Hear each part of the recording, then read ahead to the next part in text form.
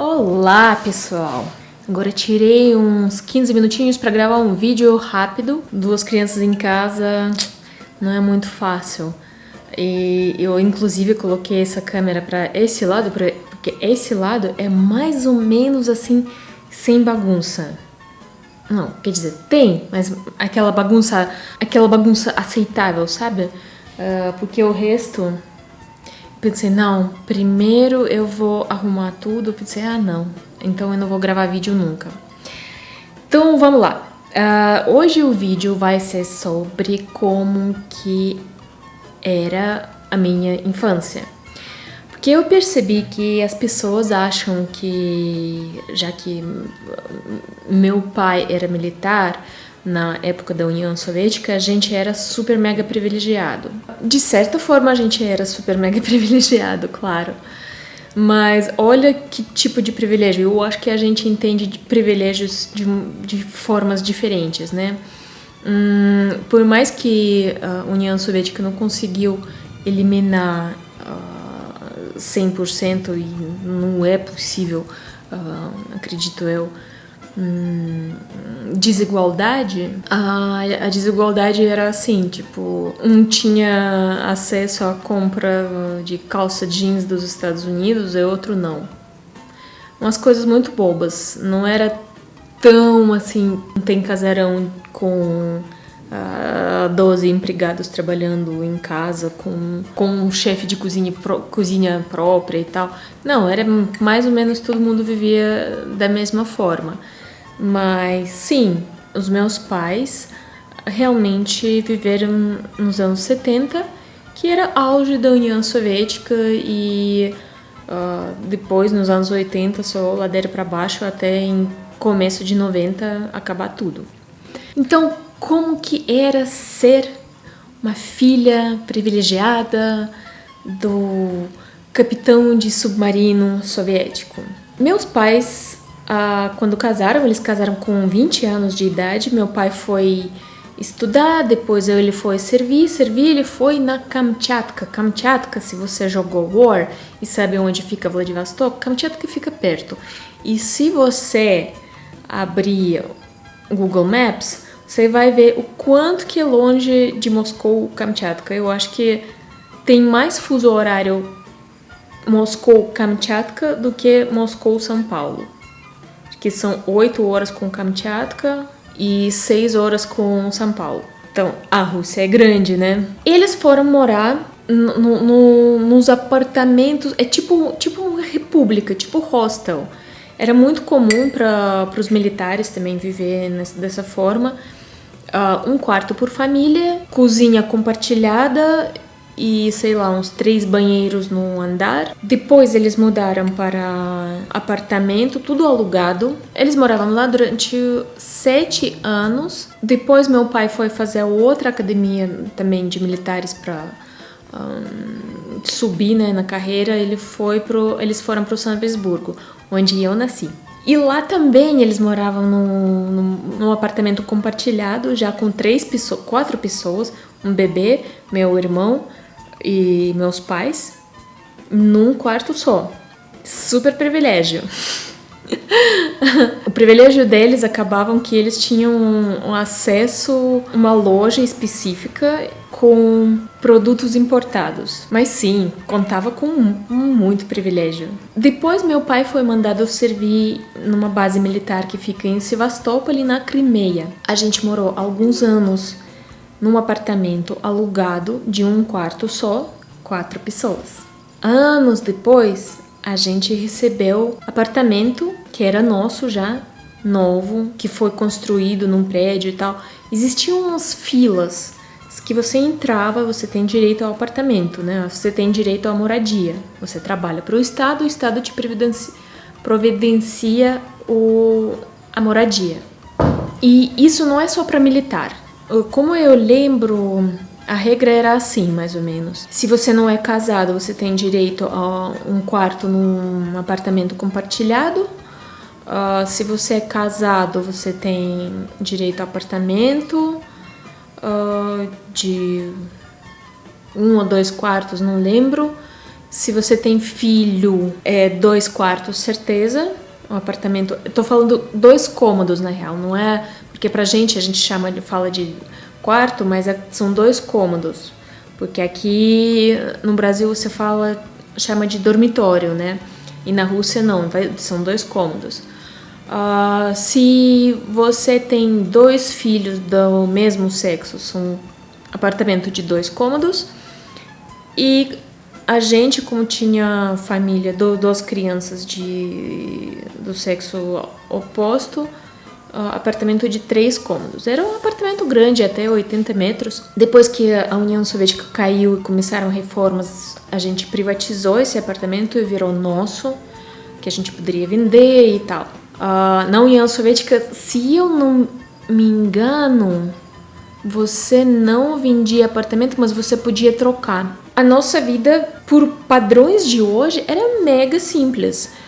A gente não tinha muita roupa, as roupas da família inteira cabiam num armário só. A gente economizava dinheiro, tipo, o salário servia para um mês. Meu pai recebia prêmios. O que mais a gente tinha de privilegiados? Bom, apartamento eu falei. E o apartamento era completamente vazio, né? Sem nada, só coisa básica, tipo a torneira, essas coisas. Então meu pai, durante 2 anos, fazia reforma sozinho. 2 anos, não sozinho. A gente ajudava, lógico, mas ele... Sem YouTube na época. O apartamento ficou lindo, mas todo mundo ficou traumatizado, porque 2 anos a gente viveu, tipo, basicamente nos tijolos, dormindo nos tijolos. Então, e como era base militar, tinha muitos militares na cidade. Então, eu nunca me senti privilegiada ou, de alguma forma, diferente de todo mundo. Era todo mundo tinha a mesma vida, os mesmos acessos. Só já no meio dos anos 90, aí começou a ficar diferente.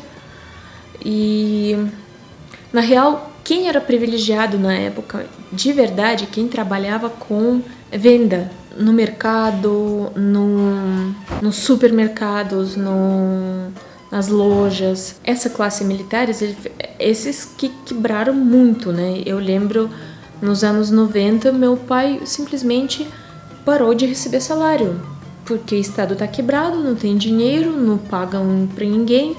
Então a gente começou a receber cestas básicas, a gente começou... Já não existia mais União Soviética, né? A gente tinha cartões para ter acesso, para comprar comida, trocar, né, pela comida.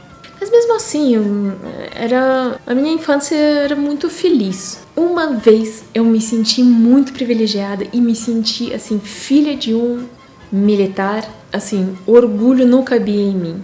Eu tinha 8 anos e meu pai organizou uma excursão para o navio. Aquele navio gigante, sabe?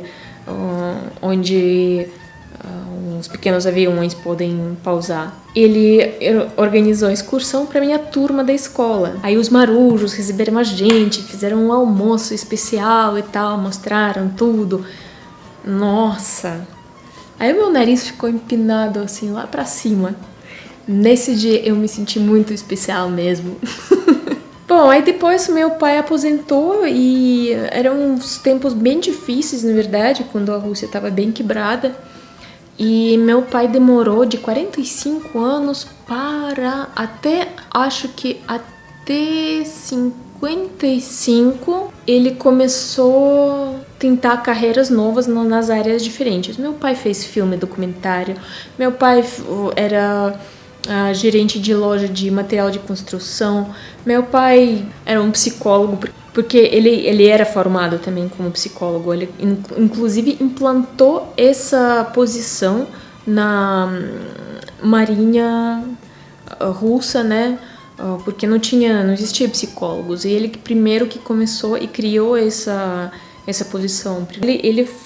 Ele trabalhou também como psicólogo e ele é um mestre em começar tudo do zero.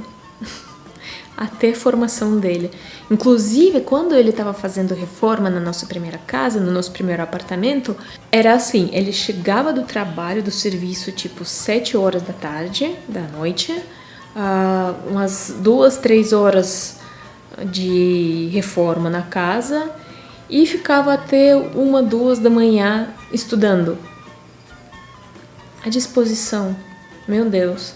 Muitos militares, quando acabou a União Soviética, ficou meio que perdido, ficou cada um por si e, olha, ninguém se sentiu privilegiado na época. E eu acho que os privilégios de verdade, como os casarões e apartamentos gigantes nos centros das cidades e tal, começavam a partir de muito alto escalão. Muito alta, lá pra cima. Os generais, almirantes, marechais, essa gente. Meu pai era capitão. É um militar titulado e tal, mas não chega a ser tipo aquela escalão bem alta.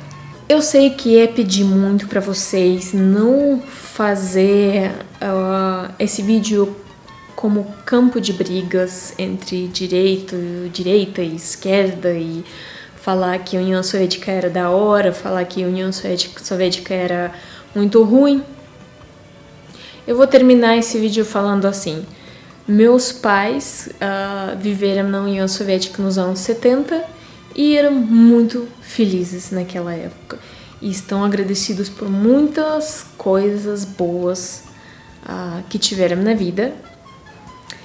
E hoje em dia eles não sentem saudade nenhuma daquela época. Só se for eles estão sentindo saudade da juventude mesmo, dos filhos pequenos. Hoje em dia meu pai é empresário, minha mãe também começou a carreira dela não do zero, mas de outra forma, já depois de 50. E estão desfrutando a vida nova na Rússia capitalista. Vida nova em sentido que não é vida nova. A segunda parte da vida deles, né? Porque a primeira parte foi de uma forma, a segunda parte era de outra forma. É isso, gente. Espero que eu esclareci um pouco para vocês, né? Que a gente não tinha uma vida muito privilegiada. A gente era só mais um na Rússia. Talvez eu ajudei um pouco para vocês a entenderem que lá do outro lado do mundo a gente também é gente. Tem nossas dificuldades, tem nossas felicidades e tudo mais. Então, um grande beijo para vocês e até a próxima.